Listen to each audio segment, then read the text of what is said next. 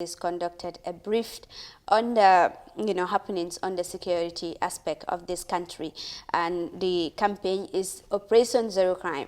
And everybody, it's on the lips of everybody right now. Crime rate in this country, the president's message, the youth and sport, everywhere you go, everybody is talking about the crime rates in this country. And as a result, we deem it necessary to invite a very important person this morning to join us on the Good Morning Africa program, and he is the inspector, the ASP Lamin Jai, Public Relations Officer of the Gambia Police Force. Good morning, Mr. Jai, and welcome to the program.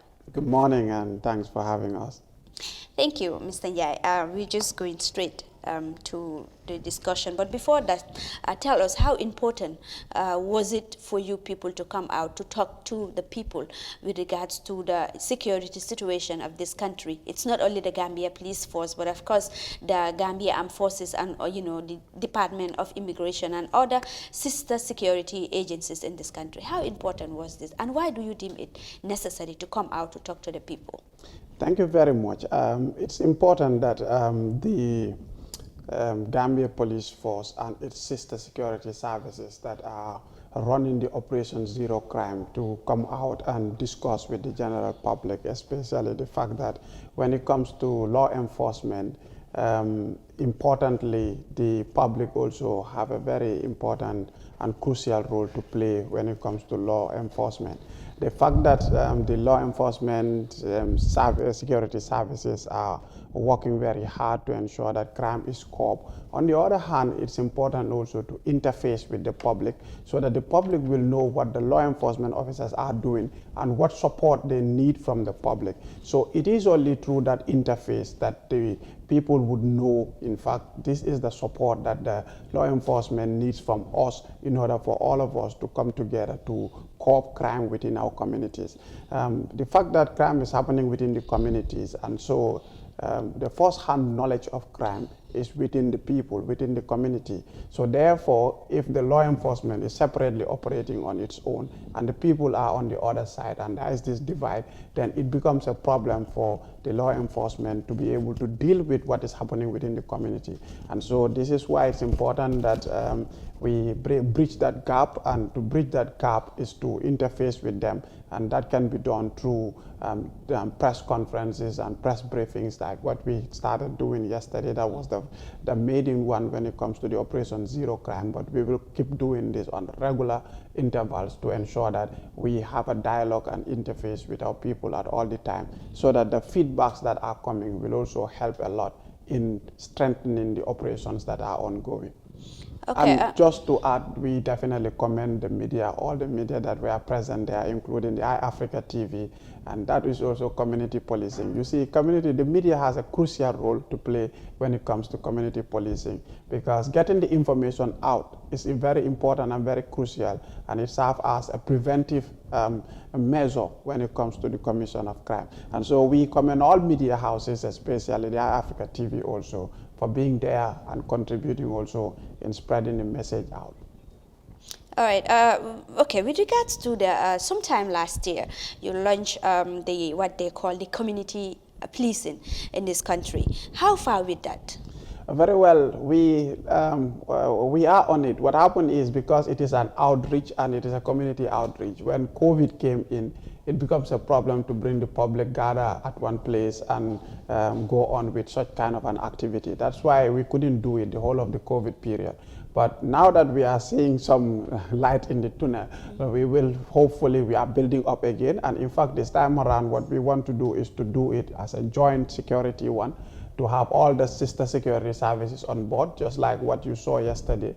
We will have all the sister securities, the immigration, the fire and rescue, armed forces, all of these people to come out at once, and just like the way we did it before, and then interface with the public, so that the military will talk about the civil-military relationship, the police will talk about crime and traffic and road safety issues, and the immigration will talk about immigrant issues, fire safe. So this is the kind of one we want to work on, and we are doing that. Hopefully, if things work well, by June, early June, we will start rolling it out.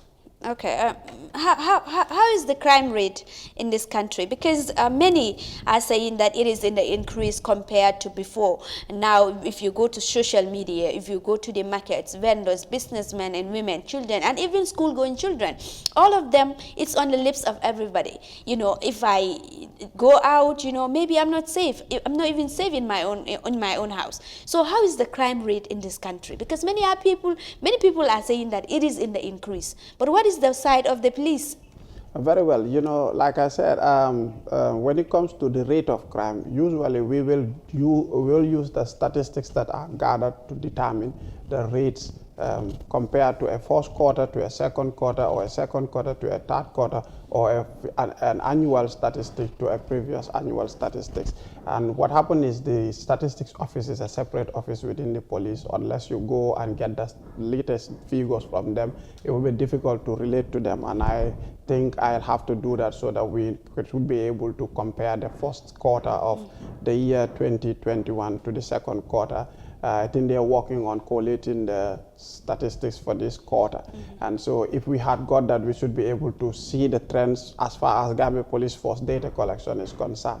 But one thing that I think generally, as far as observation is concerned, I think one thing that is happening also is the talk about crime. Recently, we've seen that the media is doing very well in terms of informing the public, which is very good, definitely.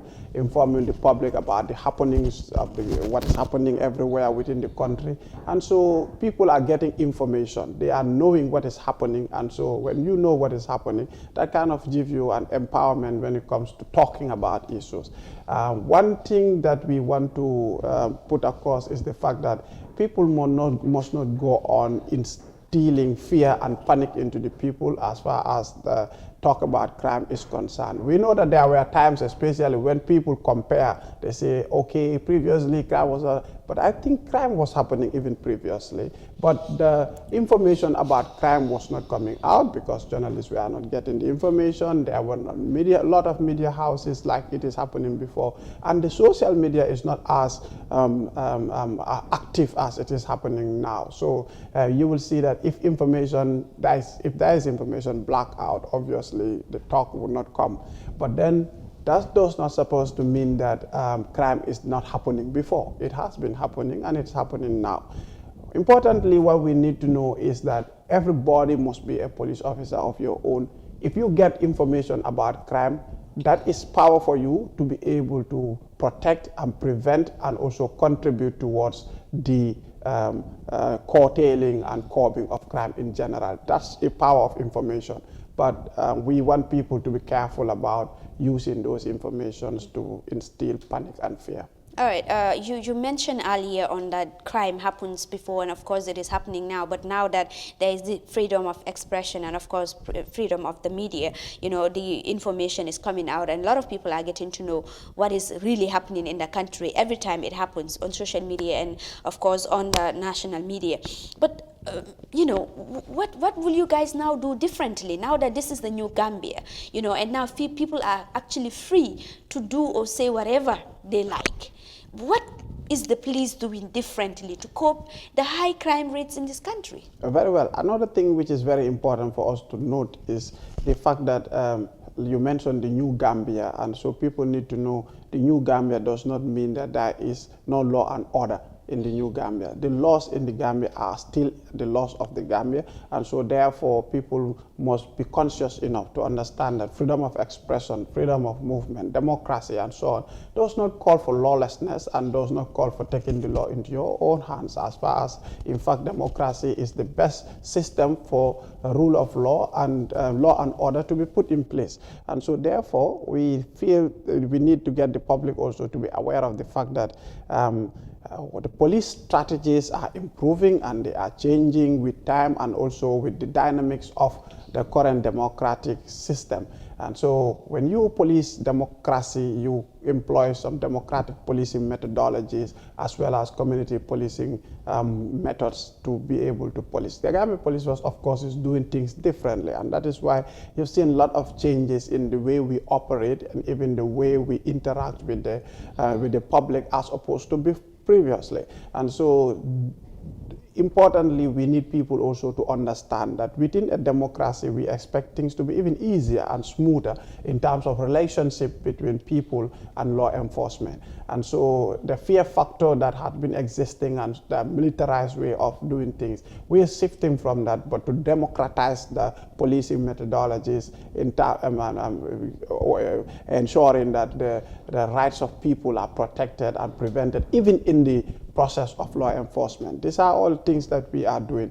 But we also need to caution people not to take advantage of these situations and try to perpetrate crime in the name of democracy, or take the law into your own hands in the name of democracy and freedom of expression. Very well. Now, the question is, many critics of the police are actually saying that the police is sort of dormant and then they are not doing their job as expected. And many of them are actually saying that they are not safe now under the new Gambia because the police are not doing their job. What would you say to that? I think they need to understand the, like I said, the dynamics of policing in a dictatorship and the dynamics of policing in a democratic system. And so if you understand this, you will know that within democratic policing, you have to be able to respect fundamental human rights. You have to follow due process, and you have to follow do things according to what the law says. And so in doing that, heavy-handedness, malhandling of people, and torture and related issues are not in line with those principles. And so therefore the Gambia Police Force is employing strategies that are in conformity with the rule of law, in conformity with democracy, and in conformity with the laws of the land as far as process is concerned. And so we take people through the processes of the law as according to what the law says. People need to understand that as a cardinal principle in the way we operate. And so we are doing our job as far as the law says, and we are doing our utmost best to ensure that we protect and secure the people of the Gambia. In fact, we are doing that even now, even more than before, because you've seen that we've come up with new strategies, with new measures and new operations that are geared towards ensuring that people are protected. In fact, this is why we came up with Operation Zero, which brought all the sister security services together to put their resources together, because obviously each of these security services have resource gaps here and there. But if we all come together, we put our resources together, we should be able to deal with the surge or the reports of crimes that we are getting at our various police stations. So we are doing all we have to do to ensure that we protect and secure the lives and properties of people. Importantly also, people need to understand the law is just the law, and we have to abide by it. Sometimes people say to you, okay, you know, when we arrest somebody, we take the person to the police station, all of a sudden we see this person on the streets again. Yeah, as I was even coming to that, because now many people are saying that, okay, people are taking the law into their own hands because they believe that the police is not doing much in that regard, you know, to protect their lives and livelihoods. Very well. I think what we need to understand is this. The criminal justice system is a process, and you have the police at one end, you have the courts, that's the judiciary, and you have the prison at the other side. So the police takes a person through the court process, and if the person is convicted, the person is taken to the prisons. Now, what we need to understand is arresting somebody and just handing him or her over to the police is not enough. It's not just it. That is not the end of it. You have to go a step ahead to prove the case in court. That is to provide the evidences, to ensure that you bring statements, witnesses, and so on, to prove beyond all reasonable doubts, beyond all shadows of doubts in court, so that that person is convicted and sentenced. The conviction and sentencing of a person is entirely in the hands of the courts.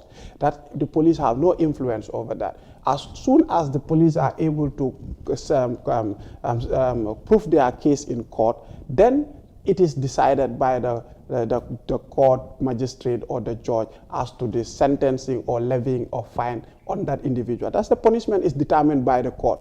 Now, what we need to understand at the level of the police is, if somebody is arrested, let's say, for example, in the case of theft, what we experience a lot is A group of people will arrest somebody, and because citizens have right to arrest and surrender to the police for further action. That's a citizenry responsibility too. So when people arrest a thief or somebody they have caught or committing an offense, you see a group of people following up to the police station. But as soon as they reach at the police station... Okay. I mean, in that regard, you know, many people, like I said, will take the law in their own hands. But then, Mr. Njai, let us just, you know, hit the nail on the head. You know, many people will say that before we were safer, we are more secure, and the police is doing their job, and criminals are afraid to enter into people's houses. But now criminals will come, enter your house and threaten you, and nothing will come out of it. That is what people are saying. That's where I am coming. How can you really assure people that, you know, you are now safe? You're now safe more than ever before, because that is what the people really need to know right now. I'm coming to that. Okay. What I'm saying is, if a group of people arrest an individual, they brings this person to the police. The next step they need to do is to all come out and write their statements. But what we experience is that when they deliver this person to the police, they all fan back and go. When you ask the person to come and give statements, they say, oh no, you know, I just saw them going, so I followed them up. So at the end of the day, you have only one person, that is the person who's still or who have committed the crime, and only the one person who is complaining against that person. These are the only two people who can give you a statement. Now, if only two people give you a statement in a case, you put that before a court. At the end of the day, witnesses are supposed to be called to come and testify, and there's no witness. That it is like a principle that the benefit of the doubt goes to the accused person. So you will realize that if that person is taken to court with one statement that you alone and the culprit statement alone, possibly you cannot gain conviction, and the court will free that person. And when the person is free, the police cannot do anything about that. And so you might say, oh, the police left him to go. Well, we didn't leave him to go, but the person is taken to court. But the required evidence, the threshold is not met, because the lot of people that brought that person all refuse to give their statements, or all says they cannot give their statement. So this is a challenge that we are faced with. But like you said, we want to assure the people that we are policing this country. We've been policing this country for ages. The Gambia Police Force has existed, in fact, older than most institutions in this country, because we trace our origin as far back as 1855. So if we police the country up to 2021 now, so we want to assure the public that we can continue and we will ever police this country and ensure that peace and security ranges. And what we all need is to support and collaborate with each other and partner in the fight against crime, because no one institution can do this. Okay, with regard to mob justice, oftentimes you see if thieves are caught, you know, they are beaten mercilessly. And then if they go to the police station, you know, how do you handle such situations? Now that, okay, this is a thief, and then, you know, he violated someone's right, and then, you know, but his right is also violated by beating him mercilessly. Sometimes, often, like, some of them will even, you know, be at the point of death. So how do you handle situations like this? I must make this very clear. Theft in the law, you have different types of theft, for example, and the punishments are according to how a person commits that crime. If you steal somebody, ordinary stealing, there is punishment for that. If you rob somebody using violence, there is punishment for that. If you stab somebody, kill that person, and rob that person, the punishment is higher, and that's how the degrees are like. And so therefore, I want to assure people that if people commit crime against them and they are taken through the law, those people will face the full force of the law and justice will be served. So that should be an assurance for people to understand that when they have people that committed crime against them or against their property, they need to take them to the law. Secondly, people must know that if a person commits a theft or an offense against you, and you also go on beating that person up, you have also committed another offense. And so therefore, the same way that person is treated through the law, you too, you will be treated through the law that way. If you assault, if you beat that person up, the degree of that injury will determine your own punishment as well. Even if you go to kill that person, you will be charged for murder and you will also be prosecuted accordingly. And so that's why people need to be careful if they get this people they call thieves, or those people that have committed crime against their property or against their person, and so they need not to take the law into their own hands. Okay, because if they do that, they too will face equal punishment, equal prosecution for the offenses that they have committed. I am sure of recent you have cases of such nature. So what did you do about that? Well, we have got cases of those nature, and we've prosecuted the people involved. In fact, I can tell you there was one time when somebody was having a mechanic garage, and then he usually parks vehicles there. I said somebody usually comes to steal fuel from the trucks, and then they set up some trap, and then at the end of the day, they caught this person. They beat him up until at the end of the day, when they delivered this person to the police, they wrote statements left before they realized the person died at the hospital. We called them up, they came, we charged all of them for murder, and they are prosecuted as we speak. The case is ongoing, and those people are remanded in custody for killing that individual by beating him up. So people need to be careful. If you are beating somebody up, these videos we've seen recently, in fact, there are new videos that are surfacing. We are sending them for investigation, and those people that are responsible will all be arrested and prosecuted accordingly for those offenses. Okay, still on the security issue of this country, before the police used to embark on a night patrol, on strategic locations in the country. How far with that? Are you still doing that? Because now what is on the lips of many is that now that is not happening. That is why the crime rate are high in this country, especially in areas where these crimes are expected to happen. Okay, the main activity of Operation Zero is patrol, and it's not just only in the night. We patrol the whole day and also the whole night. This is why what we do is, the strategy is this. All the security services bring up personnel together, they bring up vehicles and fuel and all these resources together, so that at the end of the day, Banjul, we have a task force, a joint security task force. Serekunda, we have joint security task force, and Brikama too, we have a joint security task force. So every day they patrol 24 hours. They go around hotspots where crimes are happening, because we collect intelligence on crime and know which places criminals frequent a lot. So if you live in a neighborhood or an area which is not very crime prone, you may not necessarily see these patrols, because we always collect intelligence on where crimes are, hotspot areas of crime, then we target those areas for the patrol. So this is what we are doing every day and night. In fact, just to tell you, even yesterday, the Madiana Brufut Forest, we got intelligence that a lot of times people lament over criminal activities going on. So yesterday, the West Coast Region Command, they embarked on a whole day patrol within that forest. And so this is all geared towards ensuring that wherever is mentioned and it's comes up as an intelligence report when it comes to crime, those areas are dealt with. Okay, you also have a hotline where people can lodge their complaints with regards to crime and other issues. How effective is that, and how often those people lodge complaint in that hotline?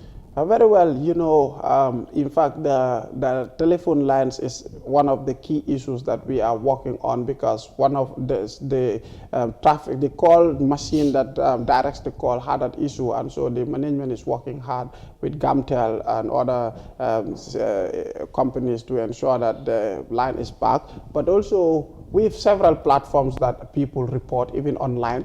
People send messages and give intelligence information about crime happening some places. Some people even send messages on our pages and say, I live in a particular area, and so things happen like that. So we get a lot of feedbacks. Mr. Njie, you actually want to tell me that with the current crime rates in this country, there is no such initiative in place where people can lodge their complaints. I mean, how do you expect to tackle the crime rate in this country? Because that is one of the platforms where people can easily connect with the police. But if such platforms are not in place, then I think you are overrating that. Let me let you understand that communication is very easy now. Platform or not, people can easily connect. In fact, as far as we advise, we want people to connect to the local police stations that are within their area, because when it comes to intervention, it's easier when you live in Bundung and you know about Bundung police station. You take telephone numbers of officers at police station number of Bundung and relate to the Bundung police station.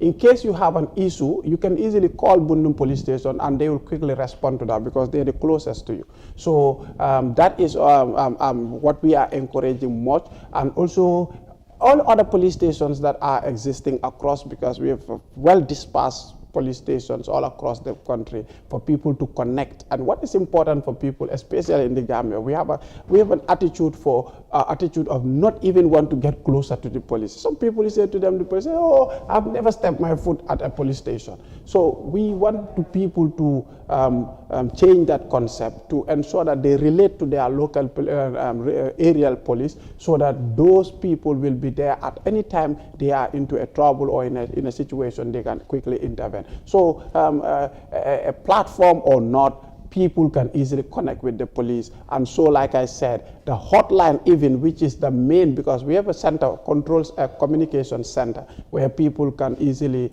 send message, and it will be, the message will be taken and response will be done. So that's what I'm talking about when it comes to creating that and ensuring that that continue running again. And so technically those things are ongoing. So before that that would be solved, what do you have in place? Because policing is a very, very crucial part of any the development of any country. And this is very serious, especially now, in an emergency situation where you quickly and urgently need to reach out to the police. And you mentioned that if every community, almost every community now has a police station. But what are you doing in that regard? Not many people get to know the office the office lines of those police stations. What are you doing in that regard? As you know, is there any partnership with the media where you will publicize these numbers and people will get to know it? Because the crime rates in this country, it's on the increase according to what many are saying.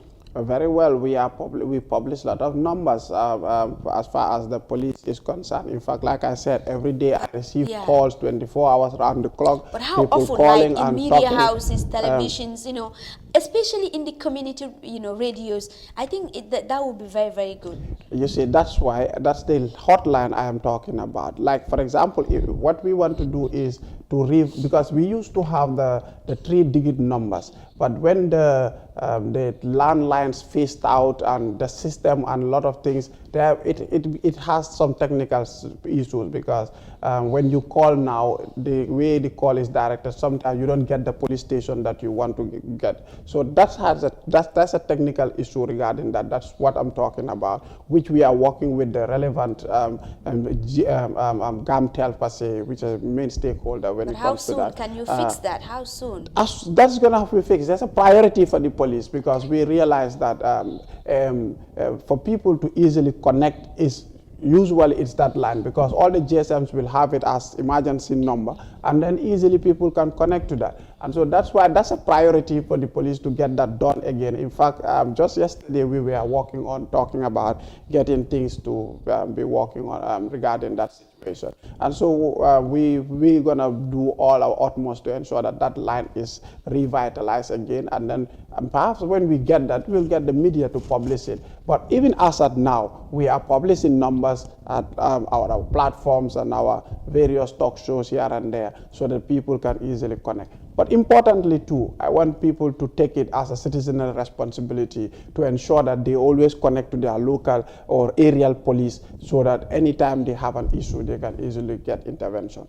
Okay, with regard to the fueling issues, of course, we know that there are challenges in the policing system, but oftentimes, even those that, the police, that call the police and then they reach the police, it is very difficult.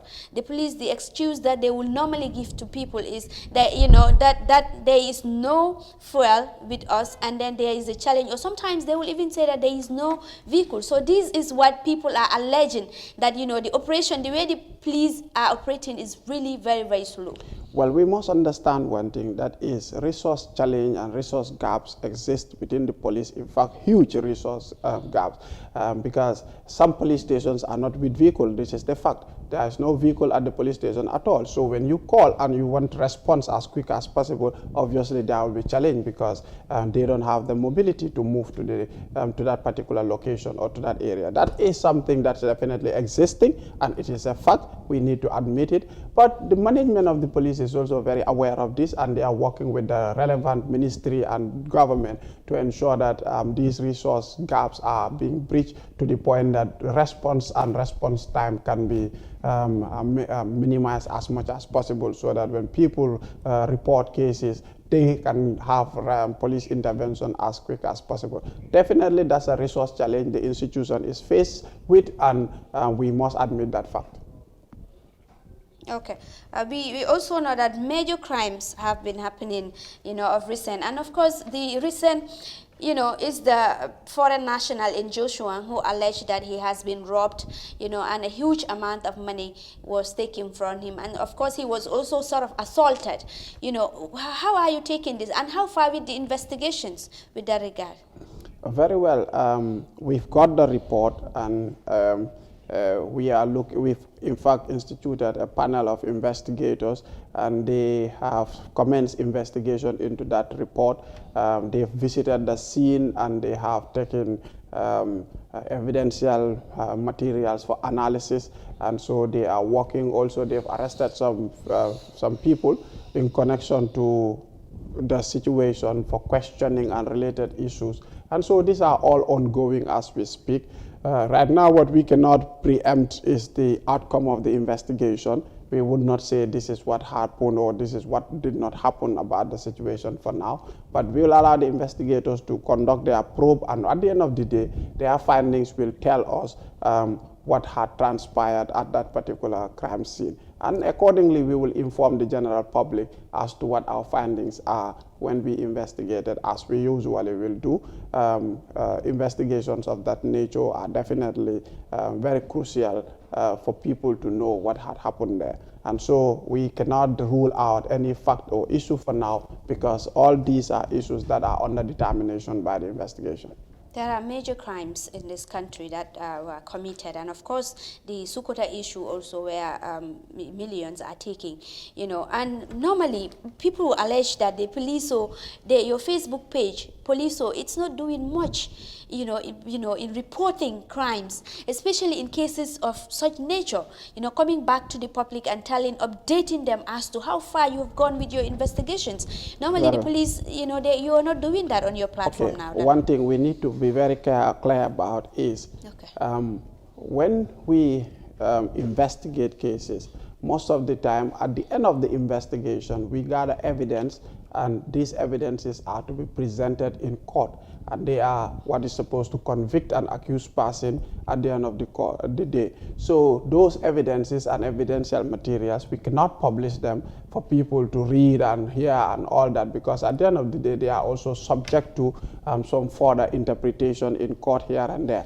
What we are encouraging is for reporters, journalists, to go also to the courthouses. We know that a lot of report media houses are sending reporters to the courts, and they are reporting from the court. Now, when they report from the court, then they report the same cases that we mentioned on Poliso. They will report on the same cases again as to how it is progressing in court. So that will give people feedback as to what is happening regarding those particular cases. But when you just want to wait for us to give you the outcome, it becomes a problem for us, because evidences that we gather, we want to present them in court and prove a case. At the end of the day, there is some legal implications in that, and so we cannot just be publishing those things. Okay. But we still will encourage that journalists go to court and report on the outcome of cases from at the courts level. On the area of the security sector reform, many people are saying that that security sector reform is now dormant because it is not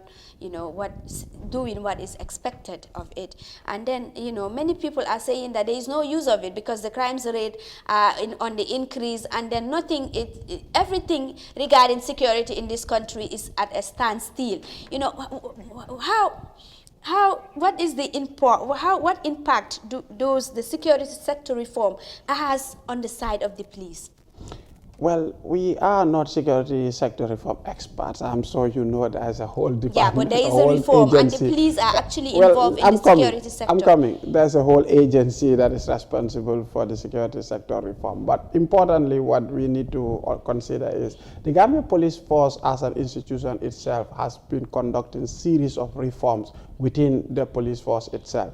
That's why we are conducting a lot of training for our officers to get them to understand the dynamics of democratic policing and also even public order management as opposed to the thinking as previously, which is why we're having partners like the German police support team, the Spanish police, the French police, many other international partners are supporting in this drive to ensure that police officers are trained to be able to manage crisis situations within a democracy. Those things are ongoing. And also, if you look at the police force, you will realize that even the way we approach when it comes to situations now have changed.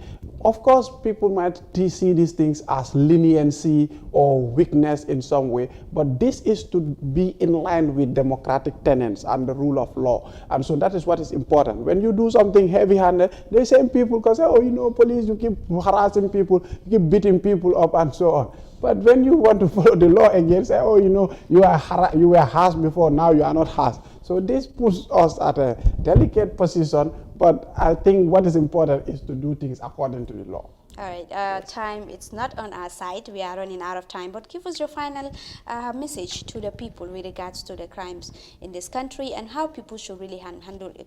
Thank you so now much. Now that the elections are even coming. Very well. In fact, we are very aware of that. That's why we are conducting a lot of training on election security management. Even today or tomorrow, we are going to have some graduation. We had some other officers that graduated on those kind of situations. So we are fully aware of that. But finally, what I want to say especially is to chief message to the public, especially first to do with the youth, because we realize that most of the people that we've arrested during the course of Operation Zero are youth. We definitely love our youth. We want to see them move to levels. That's why I feel that youth should direct their energy, youthful energy, into productive sectors so that will help to enhance their own livelihood and the nation at large.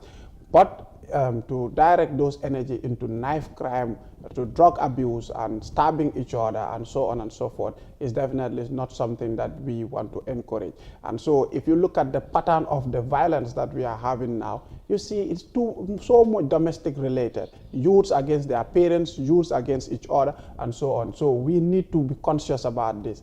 And secondly, the drug abuse too. Youths need to be conscious and understand that they should not supposed to be abusing drugs because, you know, we realize that they carry small knives in their pockets and scissors. And when they are under the influence of these drugs, they easily, with little dispute or argument, they can easily take these knives and scissors out and stab each other. So we want them to understand that going armed in public is an offense on its own. And so they need to desist from that. Secondly, we want to get the public to share information with law enforcement. You know, policing is all about information, and so people must also collaborate and partner with us in terms of sharing information even before the commission of crime. Thirdly, we want people to stop obstructing our officers during patrols. You know, we patrol areas, but we get to certain areas, people come out and say, no, key, do them. And, you know, that is a problem. Somebody you may not know, because, for example, if it is drug related, these things are done in secrecy. People sell drugs secretly without other people knowing. So when we get this intelligence, we get to these places, but we have got challenges where people come out and say, ñun xam nañ ki ku baax la wa so du mëna dem.